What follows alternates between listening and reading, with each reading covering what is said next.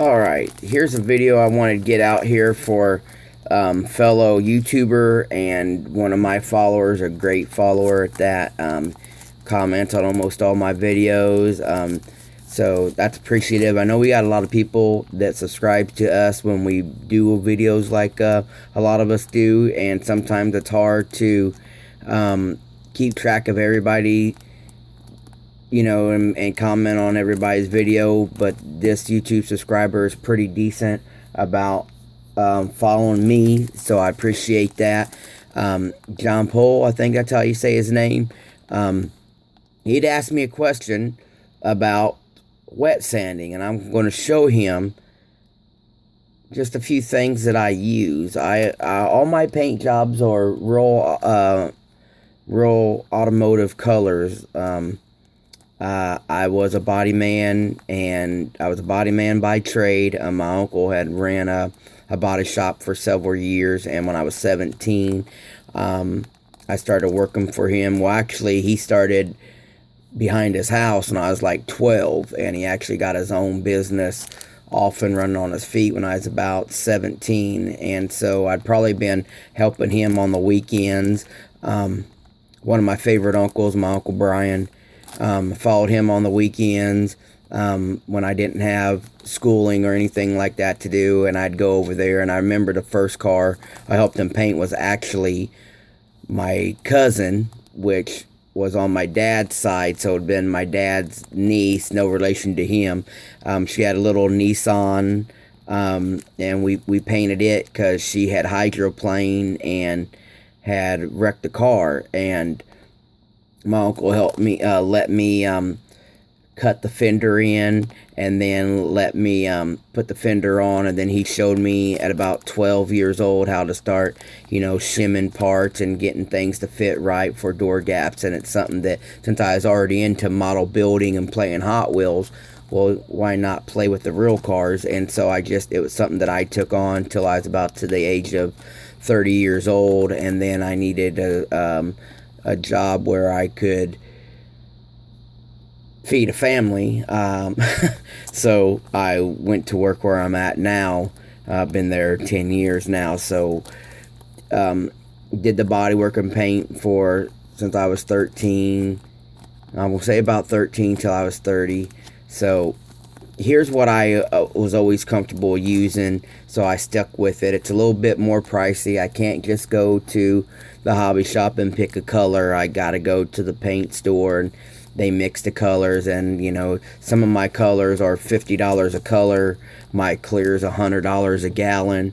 But it lasts me. You guys have seen a lot of videos where I said this right here is a custom mix color. Well, that's because I'll buy a silver, and I'll buy a black, I'll buy a white, I'll buy a blue, and in the midst of those, I could change colors. So like if I ended up with a cheap yellow because they had a mixed color on a shelf, I'll buy that can for 10 or 20 bucks, and I come home, instead of having a bunch of yellow, I could add some white to it and lighten it up, or add some blue to it, make it some greens, add a little bit of black to it to dark it up. And you know, just switching the colors between each other works. If I all stay with I use a lot of DuPont, a lot of PPG, American finishes and stuff like that. So I use a lot of heavy product, is what I want to say. You know, a lot of your guys' aerosol cans are lacquers and enamel lacquers and stuff like that. So what happens is you have your thinner and your clears and all that stuff built into it, so you're not having a whole lot of product on your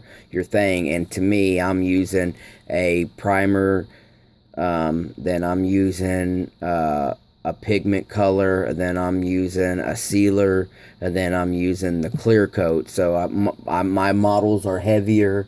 I have more product on my models, so I can be a little bit more aggressive to mine. They don't burn as easy and stuff like that. So what I use, John, is Hobby Lobby sells this for $9. And in this kit, I don't buy the pads. You can see they have a pad picture up here. Now, they have the pads also, but I don't buy the pads because I don't like the hard edges and stuff that they have in there. I've always been used to wet sanding with the palm of my hand. So what I do is I fold my paper over and I'll go back and forth, you know, something like that. And with the pad, usually, you know, it won't bend and flex, so the pad is hard. So that's where you get a lot of your burns, is when you go to an edge. If you guys don't have enough product on there, it just totally sands it off. So with this package here, you get 320, 400, 600, 1000, 2000, 4000, 6000, 12,000.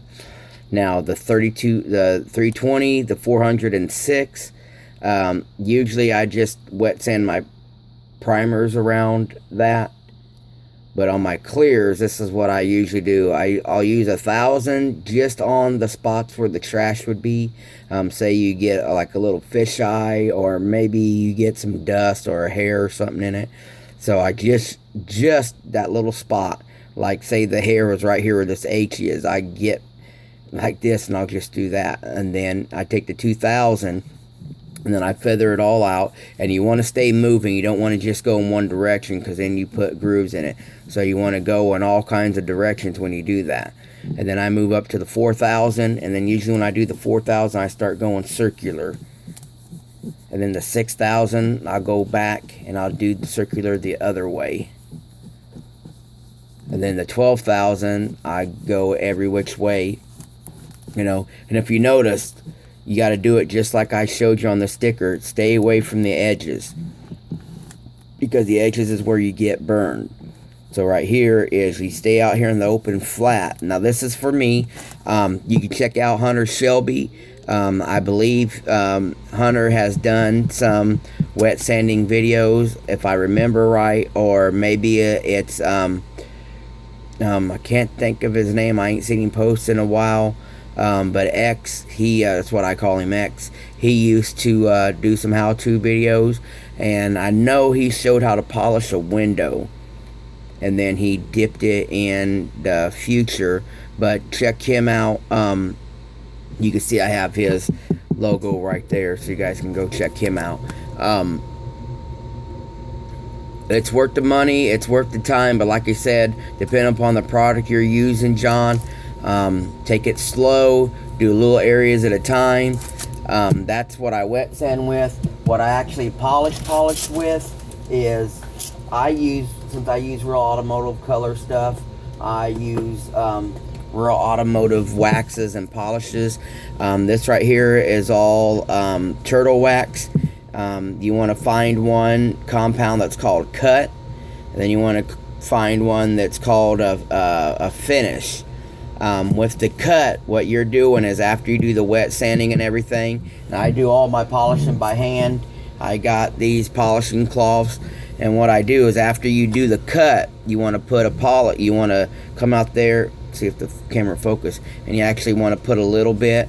I do a little bit at a time, and depending upon how heavy you grip and whatnot, I put the polish on here just like a dab, and I sit there, and then I actually just hand polish. You got to put a little pressure to it, not a whole lot, and I just sit there and, you know, you polish back and forth, and you go back and forth. And what the cut does is, it starts to it puts a little bit of abrasion into it, and it starts to pull the scratches back out. It helps you feel the scratches, and doing the pressure and the movement, actually, believe it or not, just this little much pressure is actually remelting the clear.